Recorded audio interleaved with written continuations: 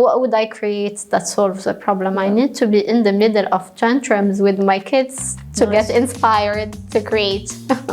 Welcome to Conversations with Loulou. Inspired by her own experience as a first-time mother, my guest Sara Chemmaa founded Citron, a company that creates sustainable mealtime products for the family.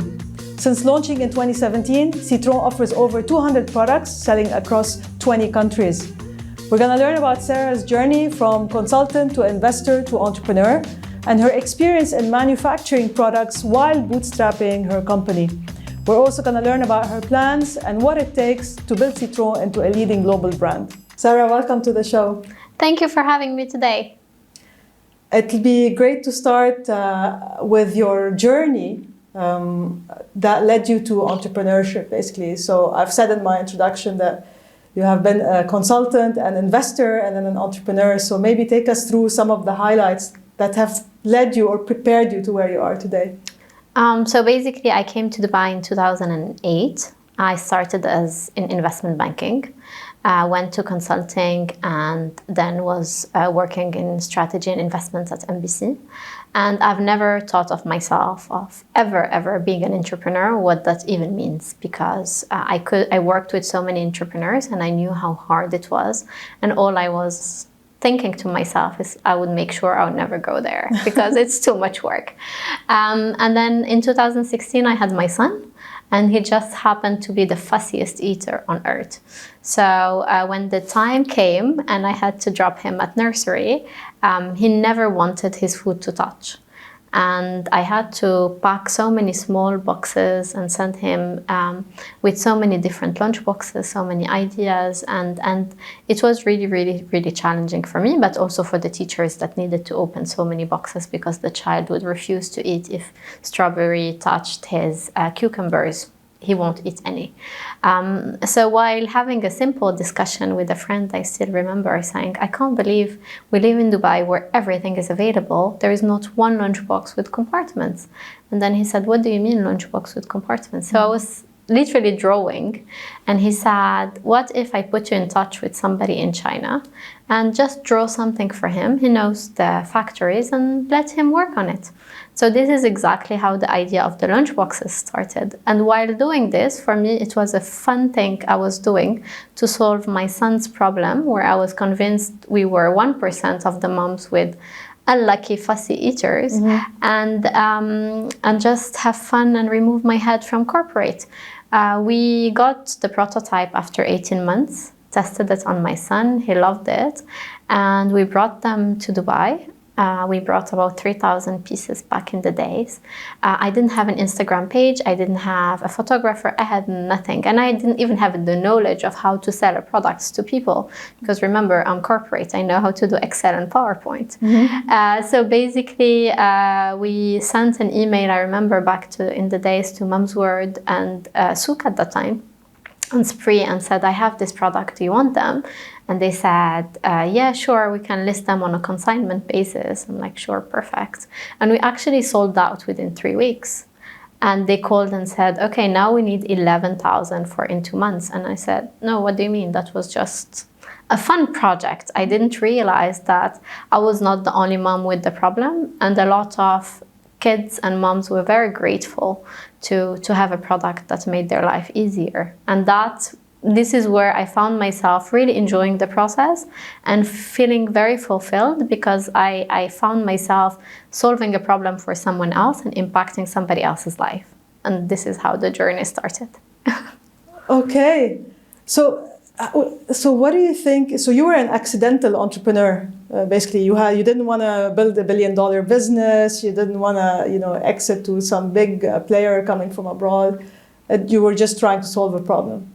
It was like so basic that when I tell the story sometimes, we all did business schools and helped entrepreneurs to build business plans and make sure they know their numbers, their niche, their market, everything. I didn't do nothing of that. All I did is create a product from a real need. And I think when you go from the product rather than from the money perspective, I never thought of profit. I never thought of margins. I didn't even know how much to charge to the end user, because I knew the product costed me X, and I'm like, okay, what is a good margin to get? And then as the years and as we started developing and having people and needing to pay salaries and stuff, we needed to increase our margins so we could pay for these things. But at the beginning, all this was not important for me because it was just a fun side project.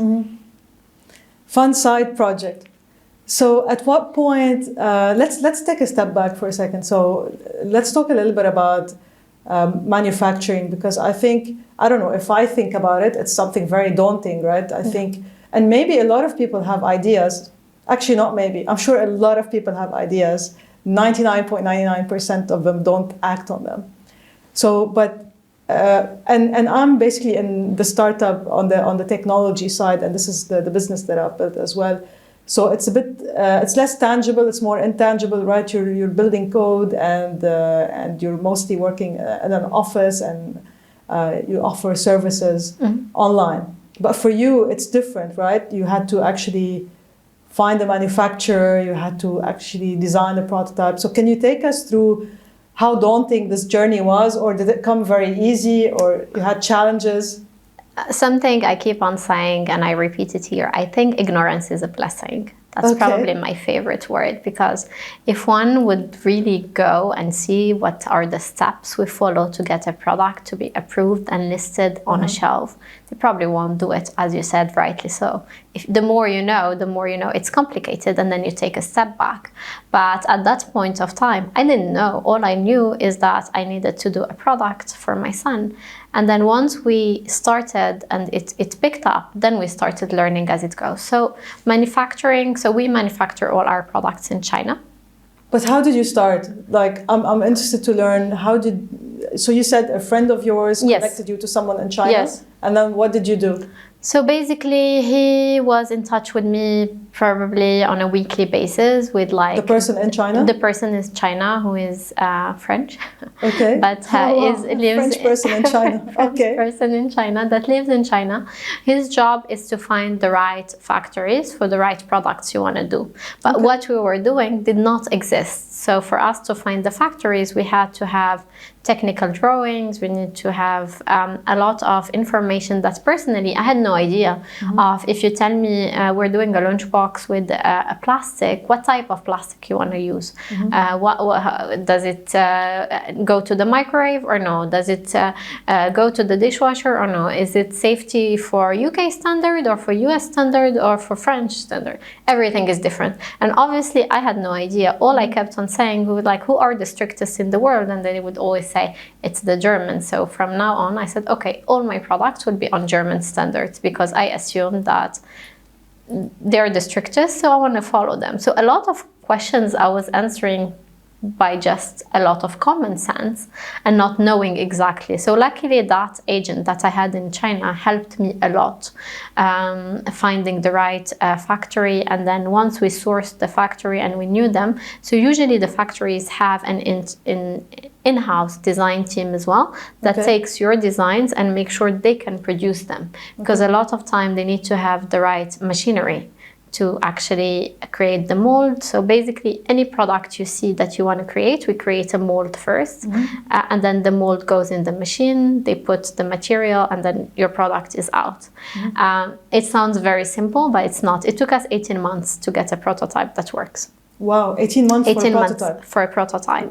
A prototype is a mold that you're happy with? Happy with, it opens, my son can open it, I can wash it easily.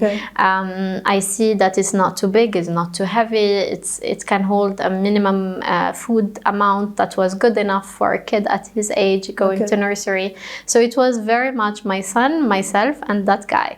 That's it, nobody else.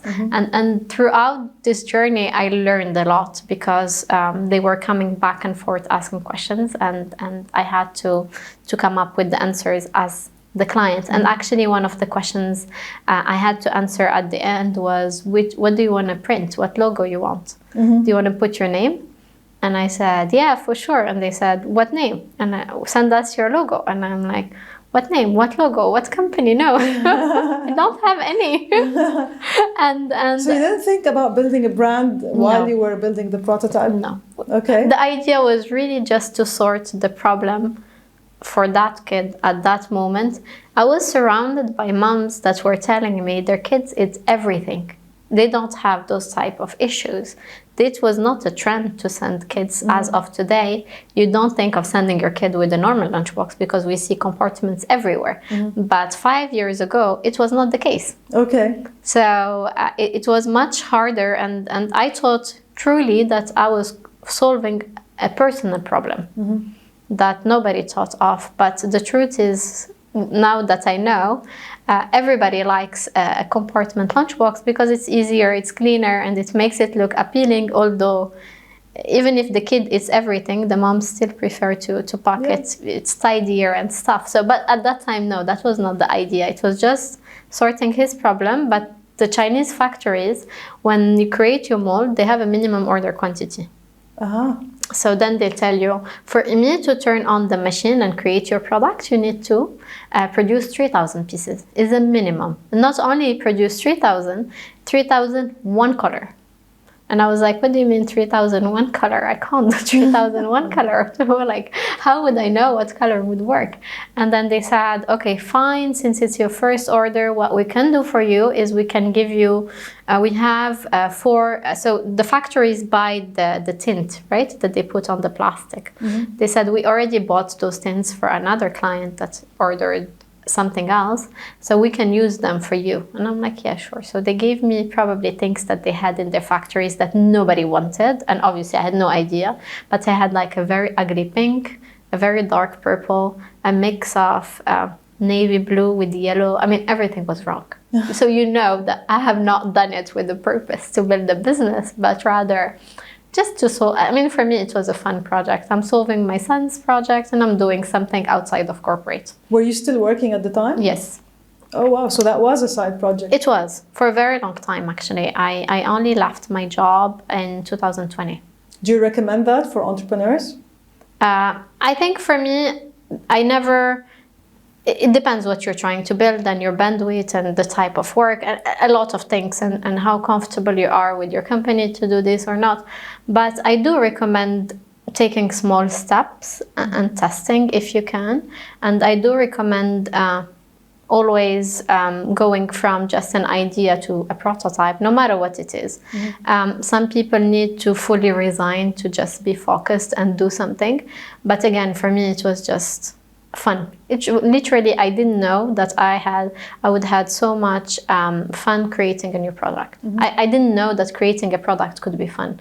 I didn't even know what it meant. It's such a different thing because corporate, again, is just Excel sheets and PowerPoint. So it is a different word.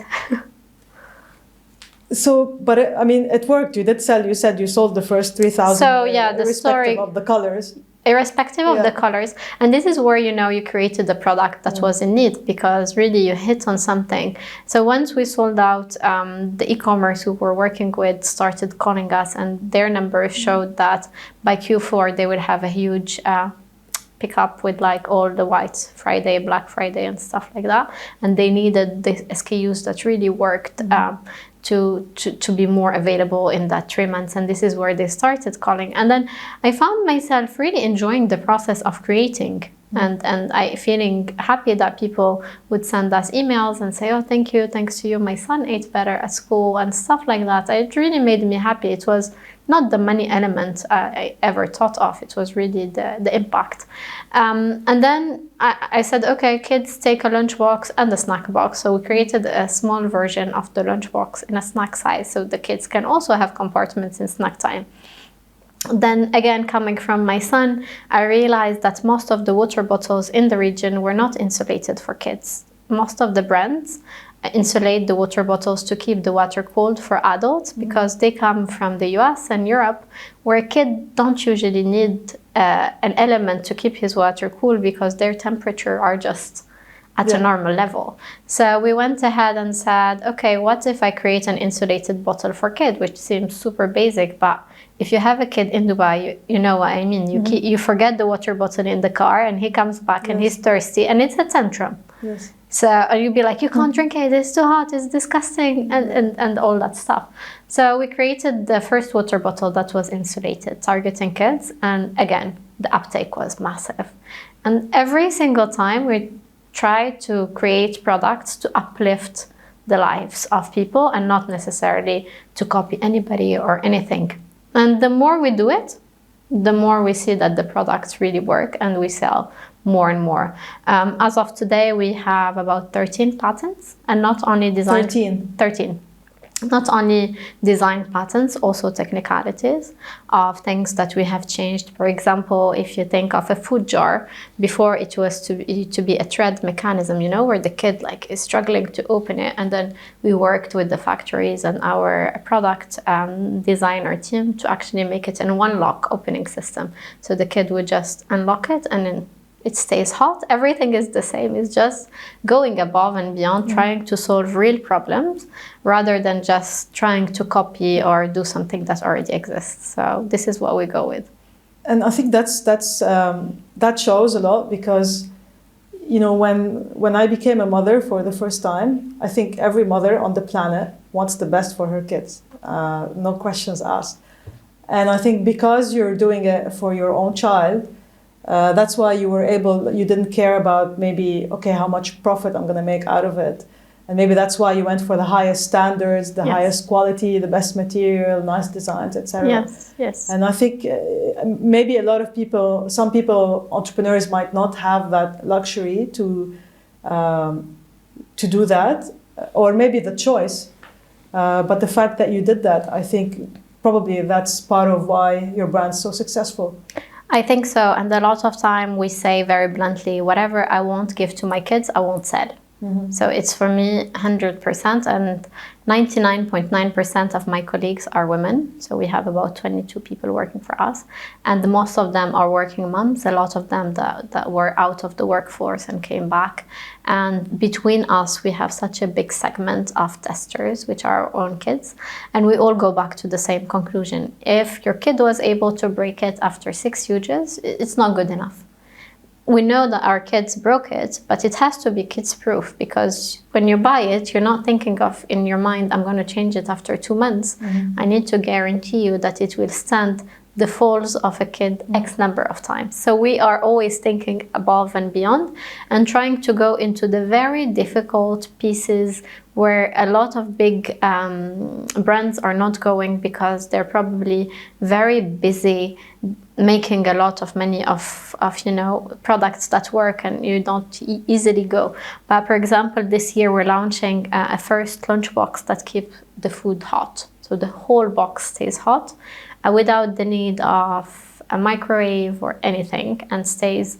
So it will stay lukewarm after 6-7 hours and really hot after 4 hours. And by doing that, we went above and beyond, because we go to the factories and they said, if this was possible, somebody else would have done it. It's impossible. And we were like, we're dumb. We don't understand. We have engineers with us that say it's possible, and it costed us hundreds of thousands of dollars to crack, but we cracked it, and it's launching in July, and I just think it's going to be a fantastic product to make people's life easier. But you gotta break a lot of, I mean, I was just saying this recently, I was trying to put a car seat for my daughter in my car, and I was like, why are we in 2022 and still nobody has found a way to put a car seat easily? And I'm like sweating, it's hot, and I'm fighting with the car seat. So I think when we see those type of problems, and if anyone comes and tells you, I'm giving you a car seat that is as secure as anything else, but with the one click, it will click on its own, you're probably going to take it because it makes your life easier.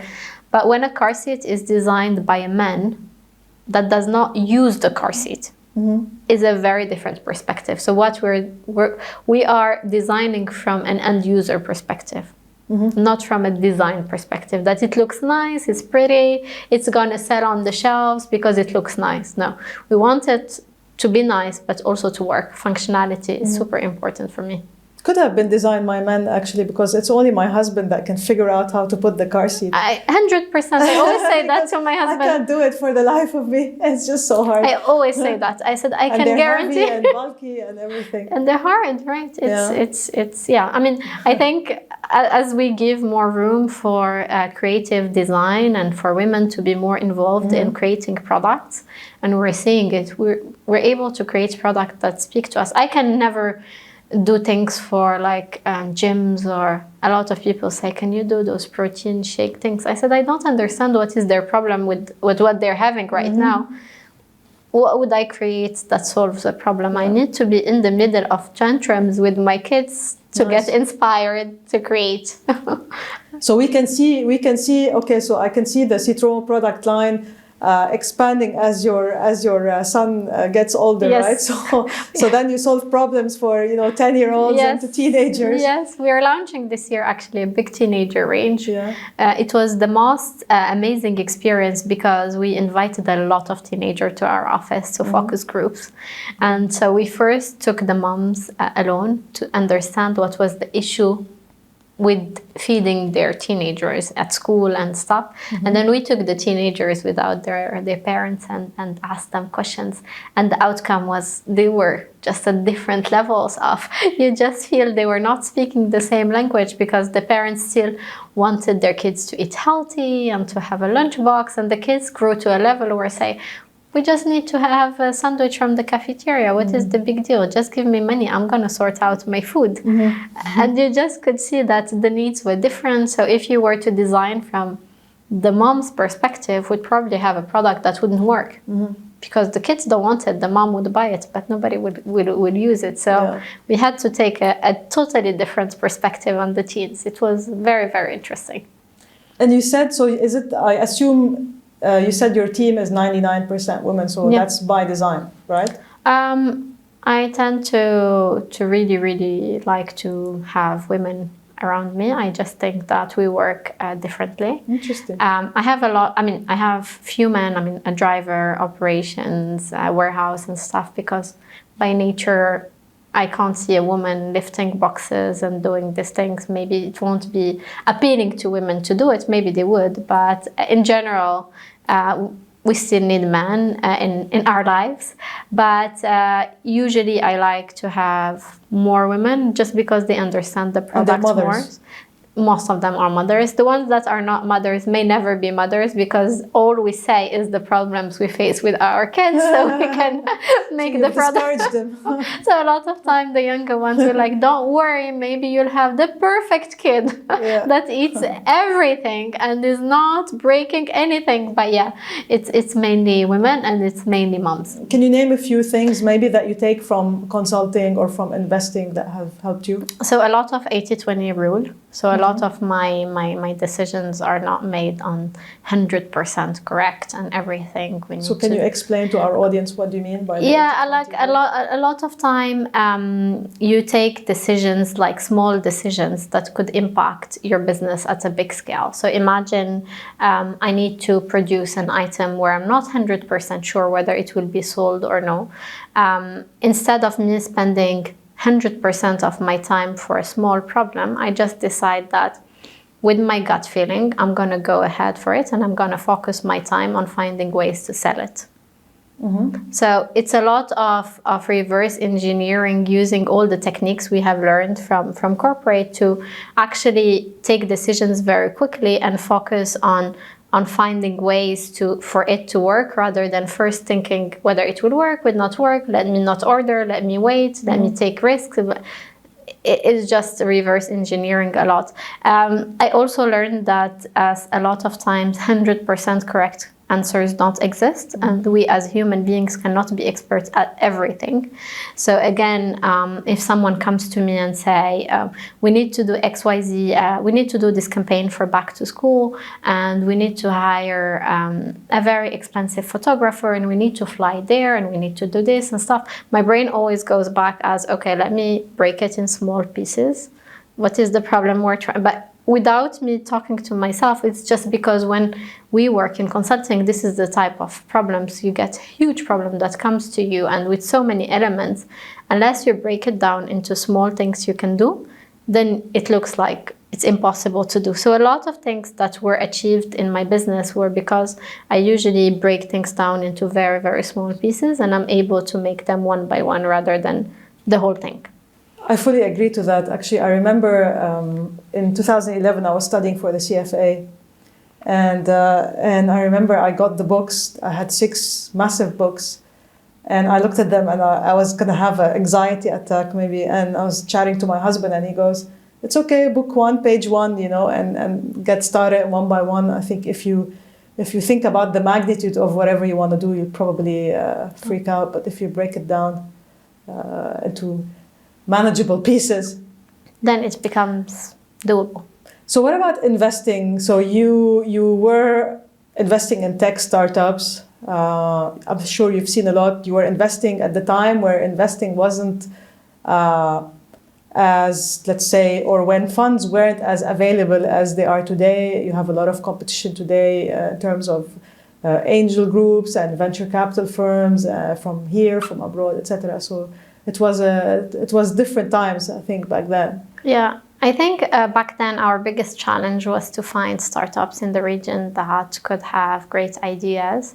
A lot of time we had amazing entrepreneurs, but they were not used to venture capital or to even investors.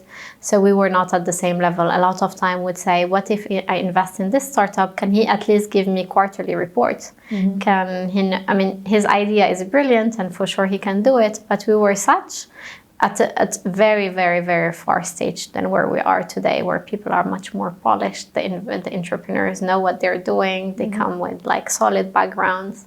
Now we had a very, very different moment. And we did good investments. Like Anrami was one of our best investments. It was really, really good. And they were really small at that time. So we saw the growth and we saw something really big. But yeah, it was a different time. So you went, so you know the game, right? You know what VCs look for. Yeah. You've seen it many times. You've invested in entrepreneurs, and then all of a sudden you've built your business, which is not a tech business. So it's not the sexy thing that everybody wants to put money in. So how was your fundraising experience? So after we built the business, and I had my twins in November 2019. At that point, I had... Are they fussy eaters? One yes, one no. Okay. You have other problems you want to solve for? Other problems that are coming with the twins, actually. Okay. This double buying is a big problem. Car seats for twins. Everything for twins works.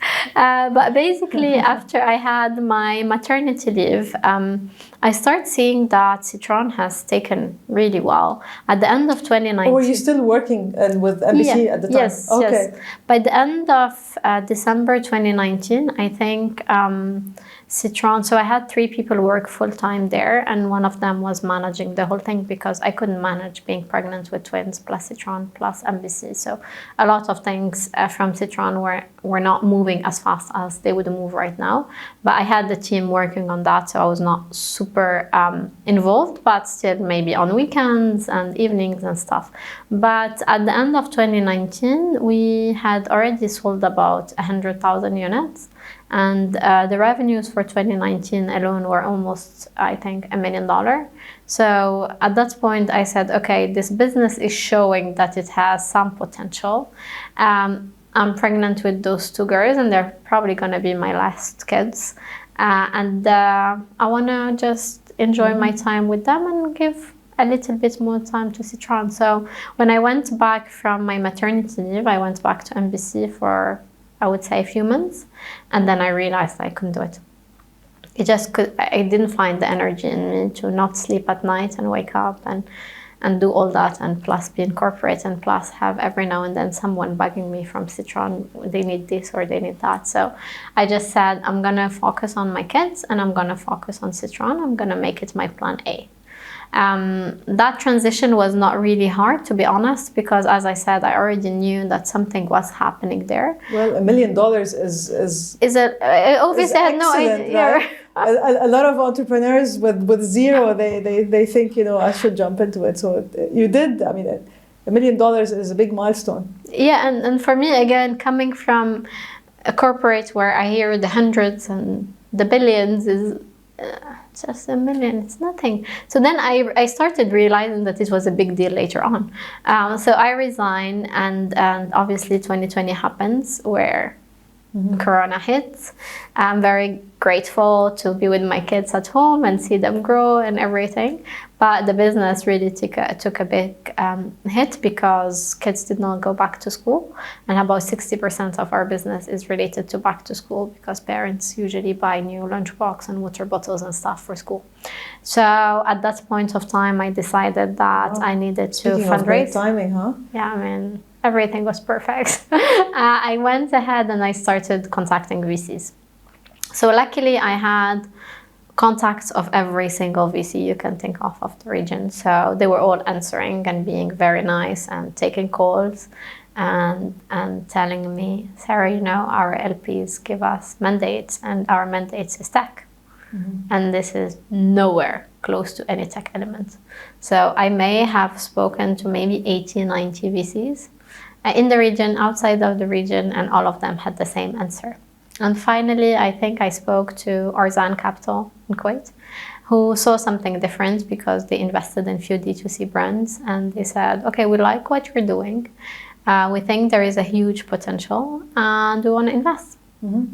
So they did come in, took the full round, invested, and when was that? Last year, 2021. So it took you about a year, basically, of talking. When you sign the term sheet and the money comes, due diligence takes time. I mean, a lot of people don't realize, but it does take time from the minute you start until the minute it's in your bank account, because you're not as you said, a sexy tech startup that is doing Web 3.0 and all those fancy words that I actually don't understand.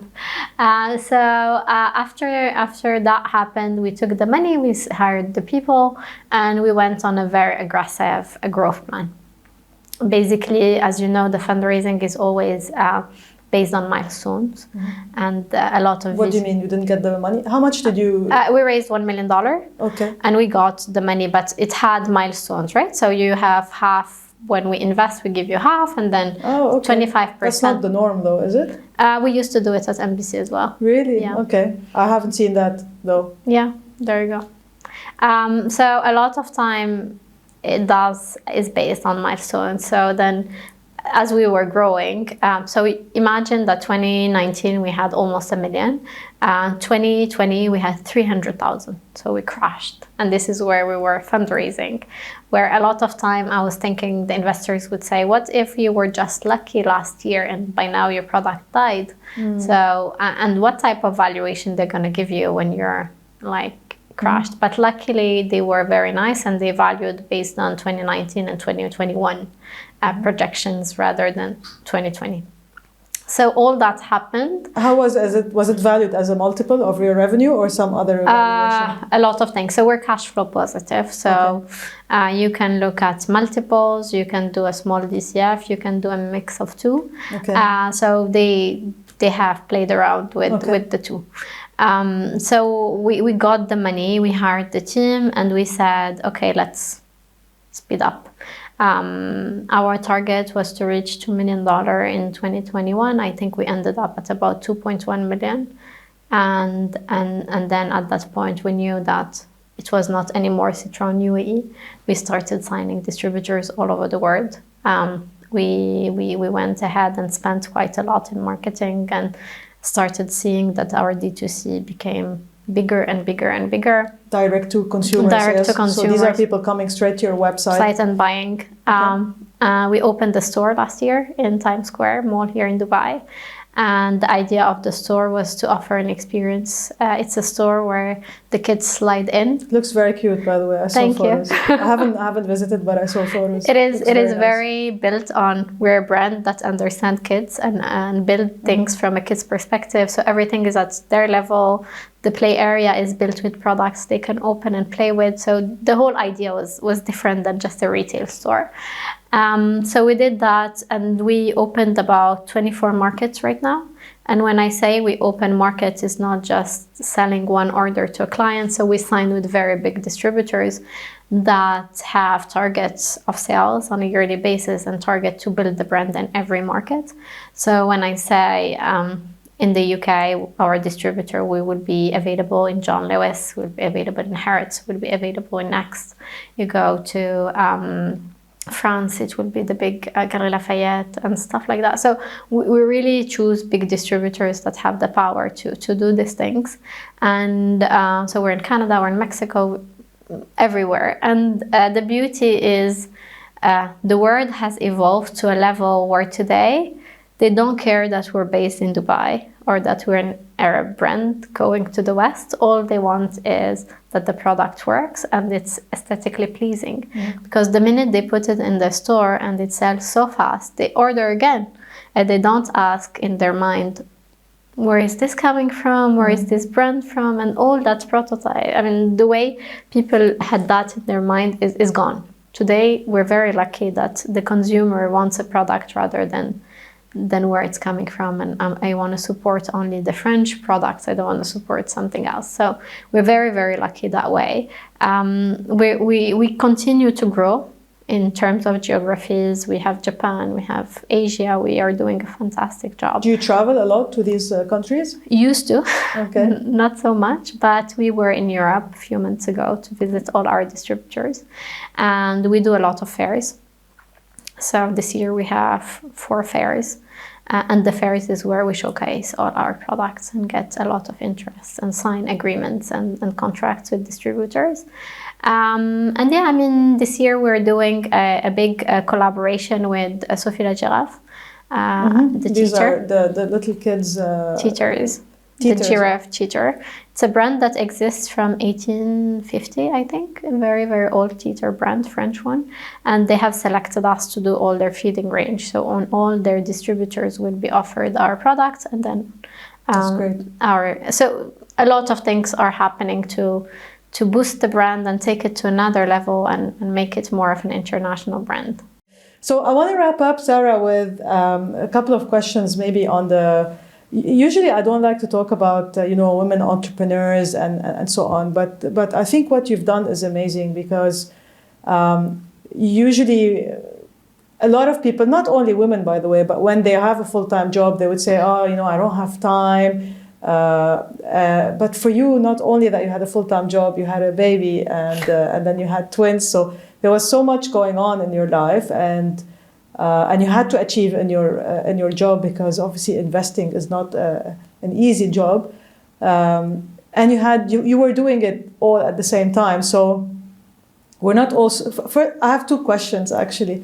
The first question is, what kind of mindset did you have to basically push through and keep doing everything, and the other question is, what would you say to women that think that they can't do it, or they're too tired, maybe they're not even working, they're spending time at home and they think they can't do it because of whatever reason? So for me, I've always been a doer. So I'm somebody that you can call hyper, in terms of I don't mind working at 11 p.m. I don't mind. I mean, if you leave me alone at home, I'll always open my laptop and try to find things, ideas. I always get inspired by this. So I always loved creating, but I didn't know I could do it, as you rightly said. And the thing is, a lot of time you use this example. You start something and you're all of a sudden pregnant with it, right? I started somewhere That agent was working with me for 18 months. I was not going to let him down because he told me all of a sudden it's 3,000 pieces at the beginning. If I knew maybe it was 3,000 from the beginning, maybe I wouldn't have gone crazy and done it, because I would say, come on, I'm not going to do this. It's too much work. But as I learned in the process, and I just said, okay, I'm not going to let him down. I started. I'm going to continue. I'm going to find a way. I always believed that no matter what was the problem in someone's life, there was a solution. So that's my mindset, usual. So we go back to, if I was to tell you create $1 billion company today, you would be like, oh wow, that's too big. How are we gonna do it? It's impossible. There are only few people, and you will have all the reasons that will come to your mind of how you won't be able to do it. But if you think about it, of saying, make something that makes you happy. Find something that makes you happy, anything, and just push it slowly, slowly until it becomes something big. Then all of a sudden, you're not working towards just a financial reward, but you're working on personal happiness. And I think my son loves this song saying, I'm on vacation, you know? Every single, he always sings that. Yes, I feel that way. Since I left my full-time job, I felt I never worked again. I just feel every day I go and it's just pure fun. And I'm very grateful for that, because I didn't know that actually you could feel that way about a job. So for women who are listening to this, then it is doable. Start small, something you love. Start something you love, and find something that really you find is fun. Because if you're going to go through entrepreneurship, and as you know, it's going to be a lot of issues and hurdles and stuff. So as much as you enjoy the core of it and you're having fun, whatever comes your way, you're going to find a way, because you enjoy it so much at the core that you want to protect it and you want to make sure it always stays that way. So, and for me, I have a lot of my friends that start businesses only to make money, which for me was never the case. I always said, I'm not doing it for the money, I'm doing it for another reason. So sometimes when people are just focused on, I need to make money, I need to make this work, they forget the whole purpose of what they're doing. So for me, look for what you're adding, what it is that excites you in life, to make someone happy, to change someone's life, or to make anything, and work on it, but not necessarily always starts with, I need this to be profitable in 3 months. It won't. There is no patience, business. Of course. Yes, and patience, and being very consistent. Like even if it's making one small research on Google on a daily basis makes you closer and closer and closer. But give yourself 10 minutes a day, then half an hour, then 1 day, then half day. But be consistent. So like until today, I have 3 hours in a week that I need to be on my own with my laptop. Is my thinking for the whole week.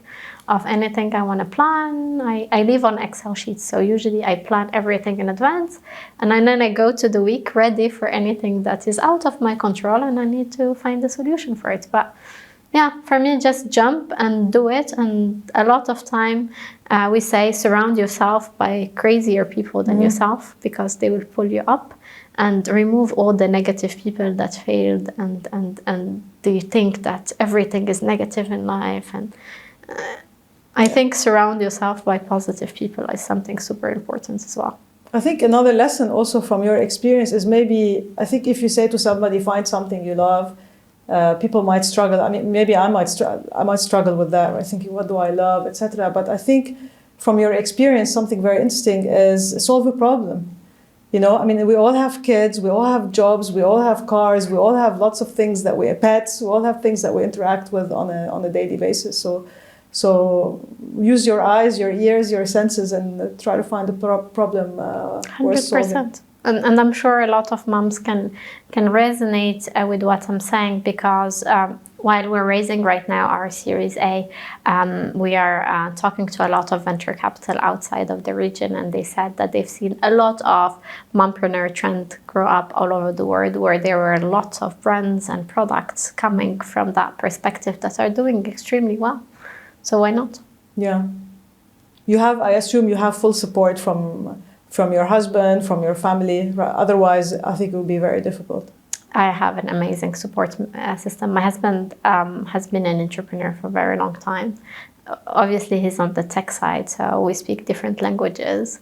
But we both of us started our businesses from a real personal need, and it ended up happening and working quite well. So he was very supportive. My parents were everybody was do what makes you happy and do it now. Don't wait until you're like 55 or 60 and you'll be like, oh, I regret. Don't live in regrets. Just do it. And if it doesn't work out, go back to your corporate job or do nothing. Whatever makes you happy. Yeah.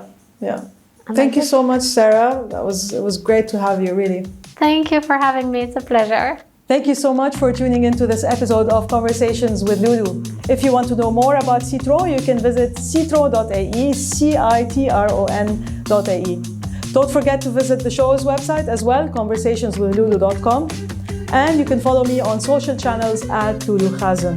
Don't forget to subscribe on YouTube or your favorite podcast app so you get the latest episodes. If you're enjoying the show, we'd love to hear from you, and please consider leaving us a review. I wish you love, light, and see you in a few weeks.